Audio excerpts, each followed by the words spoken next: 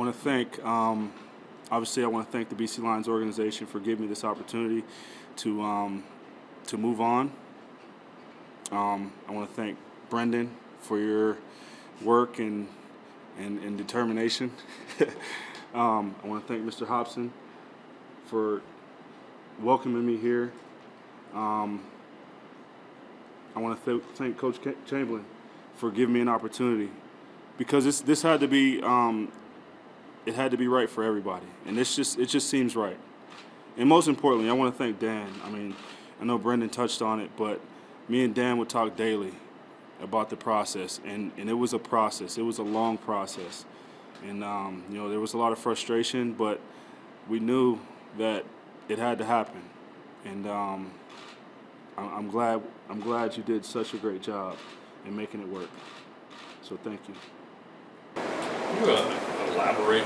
Geroy said that they treat their players right. This is an organization that's in position to win. Can you just talk about that a little bit more, or is there anything that have you been talking to somebody inside the organization? Not really. I mean, other than players that have played here, that have been through here. Tad Cornegay is a very good friend of mine. He played here for a long time, and just hearing it from him, hearing it from other guys. Players talk within the league, and they know. They talk about other organizations, how they're treated, and obviously Brendan brought me into the league, so I knew that I'd be treated fair. Coach Chamberlain's a great young coach, and he's enthusiastic. He knows his stuff, and I'm excited about that. This team's been looking for that inside receiver to help out Weston, to help out Chris, and you've proven in the past that you can do that. Do you feel that, despite an injury that kind of stopped the 1,000 yards last year, do you feel that you can get back to that 1,000-yard plateau and be that guy that they're looking for in this receiver? Yeah, I think I still believe I'm an elite receiver, and I plan on going proving that. And I think they talk about greatness and things like that, but it's not about me. I'm going to help this team get better, and it's going to be on the field. It's going to be in the locker room. It's going to be in the community. I really believe that I can help, and I'm looking forward to that. Brendan was saying last week that retirement is not yet in your vocabulary. How many years do you think you have left? I'm not sure. I know I'm going to play this year, and I'm going to give it 100%. I've already started the process of training, and I feel great. I mean, I feel, I'm 37, but I don't feel 37. I feel very good. Feel strong. Feel explosive.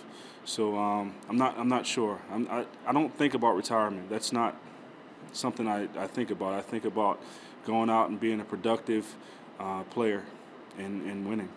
Do you remember what it's like to practice on the prairies in October and November? Yeah, I can recall a few of those practices in Winnipeg. But, the thing is, I'm from Pennsylvania, so the cold doesn't really matter to me. I mean, when you go out and play, the thing is, we're playing. I mean, it's a job. We get paid for it, but at the same time, we're playing. And, you take care of take care of things the right way, it won't matter. How do you get your hamstrings healthy again and make sure, because at 37, it's always a concern of injury when seems to come of age. What are you going to do in the season to make them stronger and make them so they can carry you through in the season? The thing is, I never had a hamstring issue. I hurt my hip, so that was the issue. I've never, there's never been an issue with hamstrings, and there won't be one in the future. So how do you make your hips? How do you make that stronger? Because at 37, we know it's a little harder to keep things together. Well, as an older athlete, you have to pay attention to different things, and obviously the core is the basis of everything, and you got to keep it flexible, you got to keep it strong, and you got to keep it functional, and that's the base of my training. What do you think about all this? This is almost unprecedented for a traded player in the CFL or any team. Come to press conferences, they're going to wine and dine with Cody all around town. Does that put pressure on you? What do you think of all this sort of hoopla? I think it's great. I think everybody here is excited for the potential, and now it's not pressure. I put a lot of pressure on myself to go out and perform. So, you know, yeah, this is all great, but when I leave here tomorrow morning, I'm going back to work to make this all worth it. World of Twitter, we know that your teammates are excited to have you here, guys like Derry Durant. Have you had a chance to talk with them just a little bit about joining them this season? Yeah, me and Darren text last week, and you know, he said he was excited. I'm excited to play with him. I talked to Weston last night. I saw Getzlaff today, and you know, yeah, they're excited. And you know, I'm gonna try to get with these guys, whether I have to come back here, whether I have to go to Atlanta, to get on the same page. Because you can have a bunch of good players, but that doesn't mean anything if you don't play together and on the same page. So I want to get on the same page as those guys as soon as possible. Can he be the same quarterback that you worked with in the past, like in Dickinson? Like, can he be the same? Can you have that same kind of success with him? Yeah, I think so. You know, my job is to make it easy for the quarterback, and you know, yeah, I think he has a rapport with Weston. He has a rapport with Chris. Corey Sheets is a great running back in this league, great young running back. There's other guys that have a lot of talent around here, and you know, everybody. If everybody does their job, everybody, you know, you don't have to do anything over and above what you're asked to do. If you do that, just do the little things, the big things will come. And I think if that happens, I think you know, he can be the best in the league. You feel the ingredients are here for a championship, and is that one of the reasons you decided you wanted to come here? Definitely. Like I said, this is a football decision. This is about winning. I'm not here to, you know, for the cameras and taking pictures. I'm here to win.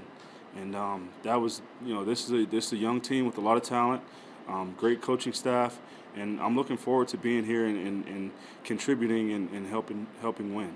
How's it difficult it's going to be? Your whole life is Vancouver, your family's there. Come May, you're coming to live in Regina, and the fly won't forbid your family with you and all that kind of thing. So is that going to be a difficult sort of move for you? No, the family's coming, so, I mean, you know, other than being in Vancouver, we'll be here in Regina. I'm from a small town, so that really doesn't matter. I'm here to play football, and everything will work out. Did you consider leaving your family there, just coming here for this 6 months? Or? Not really. I mean, we're a pretty close family. You know, I'm really involved with the kids, so I can't see me, you know, leaving them there for 6 months and not seeing them. That's not really something that would probably happen. What do you think it's going to be like to work with an offensive mind like George Cortez? I think it'll be great. I mean, he's a proven coach in this league, and he has a track record of success. So you know, we got to fall in line and follow his lead, and we'll have huge success. Any regrets that you couldn't finish your career in BC? No, not really. I think I did everything I could do in BC, and it was just time to move on. And how do you feel about the way the organization handled this over the last few months? I think it was great. I mean, you know, it was an amicable, you know, split. It wasn't anything that was there's no hard feelings there. I think in the end it was the right decision, and everybody understands that. The easy thing would have been to sign back with BC, but I would have probably been miserable and not maybe I wouldn't perform at the highest level. But you know, leaders have to make tough decisions, and I feel I'm a leader, and I had to make that decision because in the end, you know, I'm the one that's here. I'm the one that's going to have to go and perform. So I had to make the decision. Like, you know, I know Dan was involved, Brendan was involved, but in the end, I'm going to have to be the one to put that jersey on, to put that helmet on, and go out and perform in front of 30,000 fans. How does Lule feel that he won't have 81 to throw to anymore? He's probably a little sour.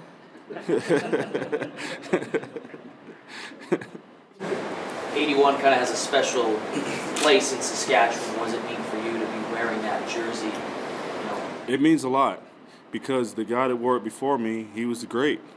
And the thing is, I'm not trying to replace the former 81. I'm a different version.